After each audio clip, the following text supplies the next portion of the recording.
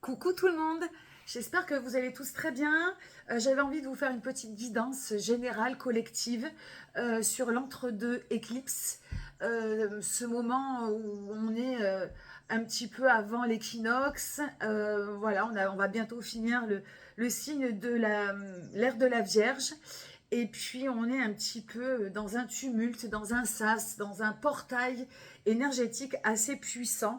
Donc j'avais envie de vous faire un petit quelque chose avec mes cartes, avec le Moon Void Tarot pour l'explication générale.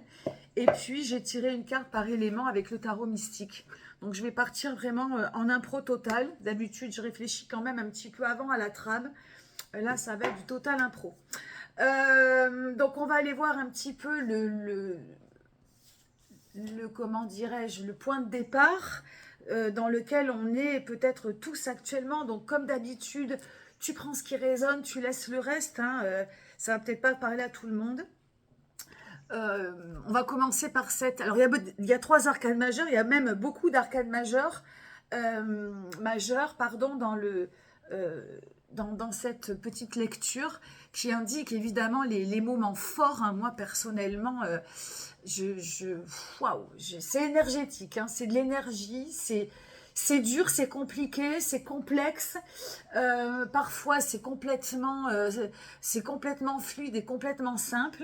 Mais voilà, on passe par, une espèce d'ascenseur émotionnel ou un ascenseur énergétique assez puissant.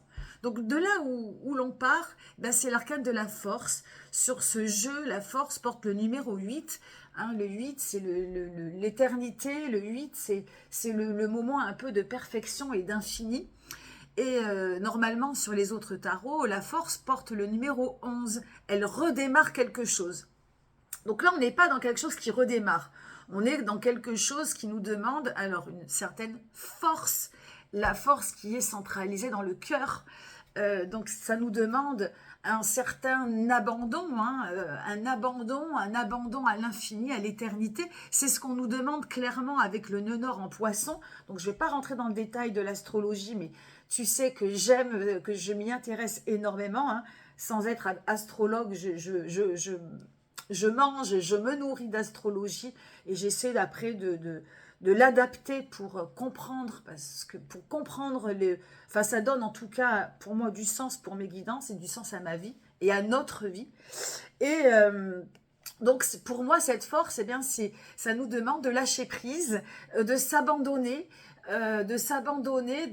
d'enlever toutes nos résistances presque corporelles, nos résistances physiques, nos résistances donc voilà, nos résistances même mentales, hein, toutes nos résistances. Toi, quand tu résistes et de s'abandonner pour presque dégager, tu vois, en abandonnant, en lâchant prise.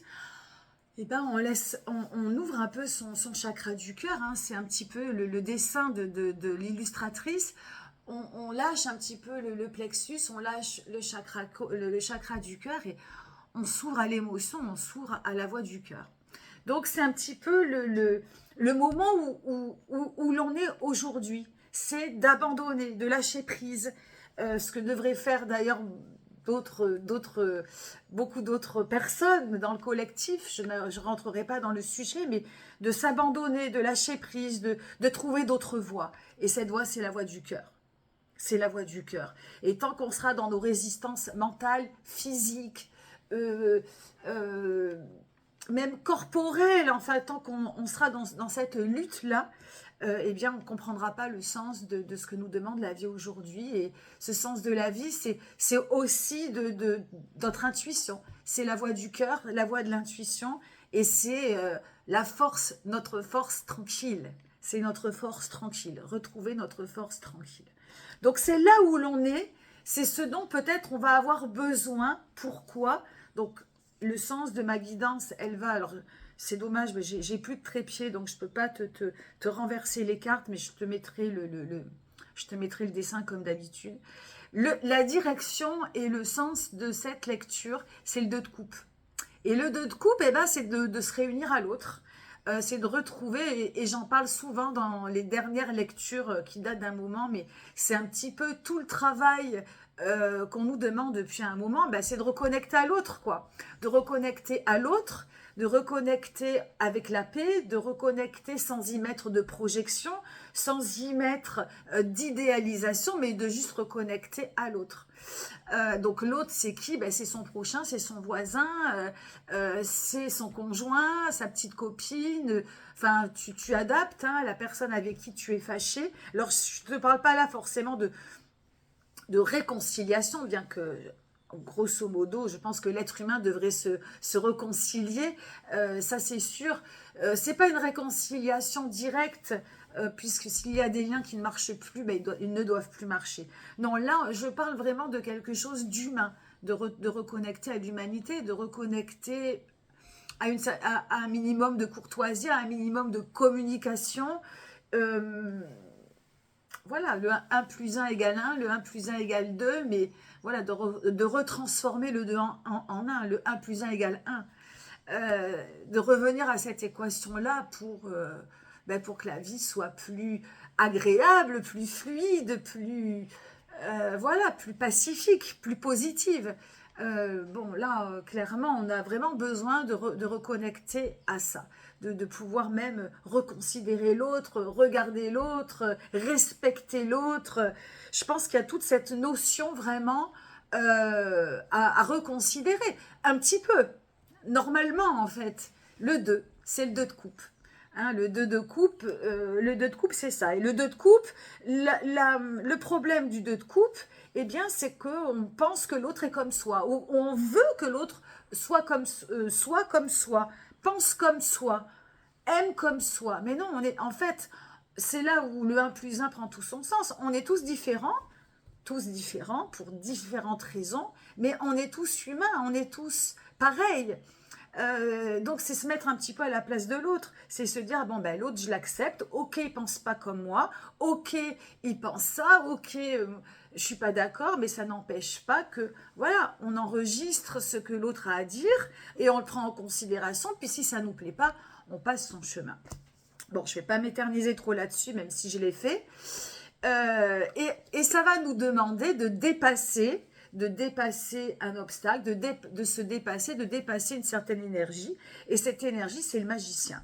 Donc en fait, on va vers le 2, mais en allant vers ce 2 de coupe, on doit évidemment passer par la case départ qui est le magicien. Alors j'ai du mal, j'ai un peu tiqué parce que j'aurais aimé peut-être inverser les cartes, mais c'est pas comme ça que j'ai tiré les cartes ce matin. Ce que l'on doit dépasser, c'est le magicien. Ce que l'on doit dépasser, c'est on doit dépasser notre potentiel, on doit dépasser le cycle. C'est-à-dire qu'on doit passer par, avant d'être, avant d'arriver à ce que l'on a envie d'atteindre, on doit respecter les étapes de la vie. Donc pour moi, ce magicien, il parle de patience, il parle de peut-être observer nos capacités, observer notre potentiel, observer ce dont on est capable, ne pas brûler les étapes, rester dans cette étape, rester dans ce moment où l'on est capable d'eux, où l'on est en observation d'eux, où l'on a envie, qu'est-ce qu'on a envie aussi d'ouvrir comme nouveau cycle avant d'aller tout de suite au conflit, de suite dans le problème, qu'est-ce qu'on a envie qu'est-ce qu'on a envie d'ouvrir de nouveau dans sa vie.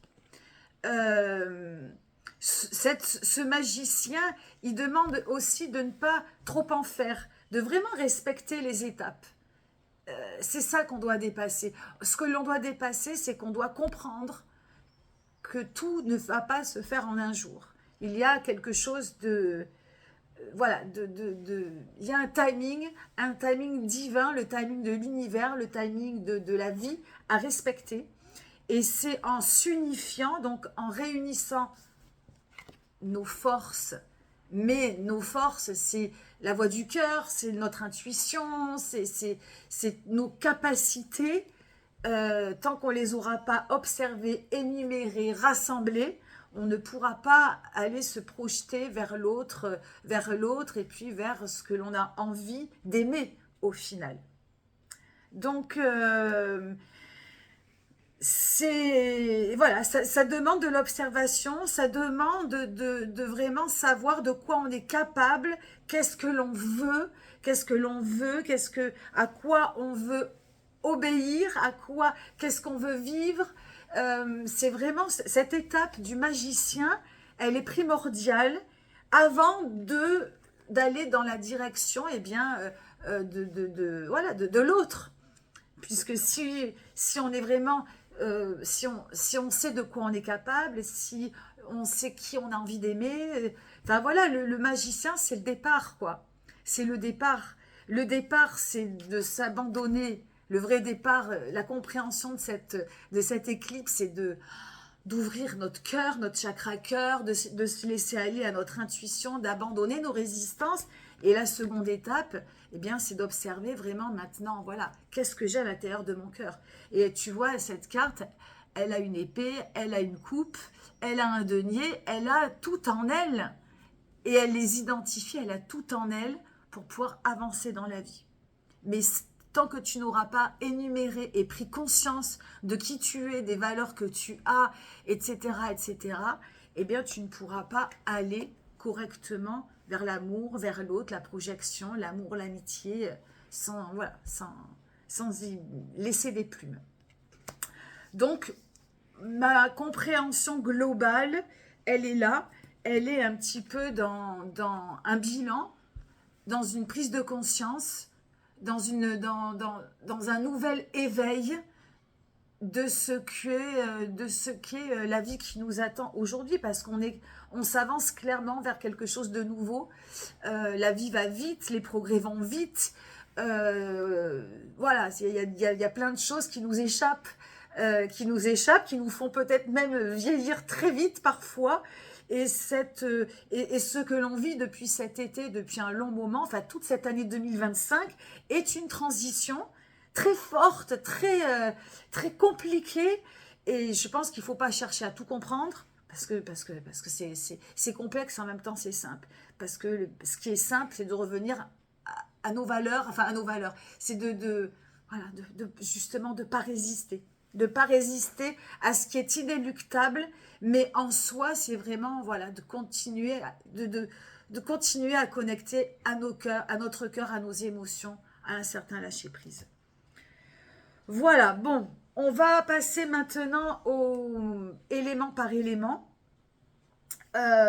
Pour les signes de feu, c'est le fou, le mat. Donc pour les signes de feu, bélier, bélier, lion et sagittaire, alors là on est encore plus dans quelque chose d'assez lâcher prise, voilà, lâcher prise. De ne pas avoir peur de l'inconnu, du vertige. C'est une période qui demande peut-être à rester, à ne pas trop brûler, comment dirais-je, à ne pas trop brûler la vie. À avoir confiance, à avoir confiance en soi, à avoir confiance en la vie, sans non plus, comment dirais-je, sans non plus, sans non plus faire n'importe quoi. Hein, là, il y a vraiment un reset pour les signes de feu, un reset total, voilà, qui demande une prise sur soi. Une prise sur soi. Donc, la petite étoile, elle peut être au-dessus de la tête, mais voilà, il ne faut pas non plus faire tout et n'importe quoi. Pour les signes d'air, c'est la reine de bâton. La reine de bâton, donc c'est un moment un moment de confiance en soi, d'ancrage. Il y a pas mal de peur, il peut y avoir pas mal d'anxiété. Cette reine de bâton, elle te demande de rester bien dans ton corps, de te laisser aller à une certaine créativité, mais de ne pas avoir peur. De ne pas avoir peur d'avancer, de ne pas avoir peur de prendre des risques, de ne pas avoir peur de la nouveauté. Voilà, il y a de belles énergies, de très très très belles énergies d'ancrage dans ce que tu sais faire. Donc tu peux vraiment te laisser aller à beaucoup de sensualité, beaucoup de créativité, mais n'aie pas peur de franchir un cap. Alors, les signes de terre, Ce qui me concerne, c'est la tour. Bon, là, c'est beaucoup de problèmes à gérer les imprévus, au changement. Moi, je suis dedans. Voilà, c'est pas mal d'angoisse, d'anxiété, mais il y a beaucoup de bons derrière. Donc, il y a une gestion, à y aller, à ne pas avoir peur non plus du changement, de la résistance au changement, hein. Là, c'est pour toi, c'est vraiment... fais confiance et libère-toi. Il y a des choses, de toute façon, la tour, elle vient libérer. Elle vient libérer dans ta corporalité, elle vient libérer dans tes émotions, elle vient peut-être aussi casser des assiettes, mais c'est peut-être pour avoir un meilleur service de table après. Donc voilà, des événements, et voilà, n'aie pas peur de ce qu'il va y avoir après. Après chaque casse, il y a du renouveau. Et, euh, et c'est pareil, hein, le renouveau, c'est le magicien. C'est beaucoup de potentiel. Il y a beaucoup de potentiel. Mais il ne faut pas avoir peur, eh bien, de bouger un peu les lignes, de bouger un petit peu sa vie pour aller voir ce qui se passe derrière. Et enfin, pour les signes d'eau, ben c'est la 7 de bâton, hein, les signes d'eau, pareil, il y a aussi une espèce de carapace à enlever. Il y a des efforts à faire. Le 7 de bâton, il va vers la réussite, il va vers beaucoup de créativité. Comme tu vois, dans cette carte, il y a une envie de liberté. Il y a quelque chose, il y a des barreaux à couper. Et puis tu vois, ce que j'aimais dans cette carte, c'est le personnage, il a tatoué au cœur Love. Il y a des sentiments qui restent emprisonnés, des émotions qui restent emprisonnées et qui emprisonnent ta propre créativité. Donc c'est vraiment aussi dans cette période une libération, voilà, il y a une... Et là aussi, hein, il y a de la résistance, hein. Il y a de la résistance, hein. Comme dans le début de cette lecture, il y a une résistance à lâcher. Une résistance à lâcher pour ouvrir le chakra du cœur, pour pouvoir s'abandonner, faire confiance en la vie et exprimer tes émotions peut-être par beaucoup de créativité. Donc, intéressant pour vous les signes d'eau. Voilà ce que je peux dire pour cette lecture générale sur cette entre-deux éclipses. Merci de m'avoir écouté. Les lectures d'octobre auront un peu de retard. Je pars une semaine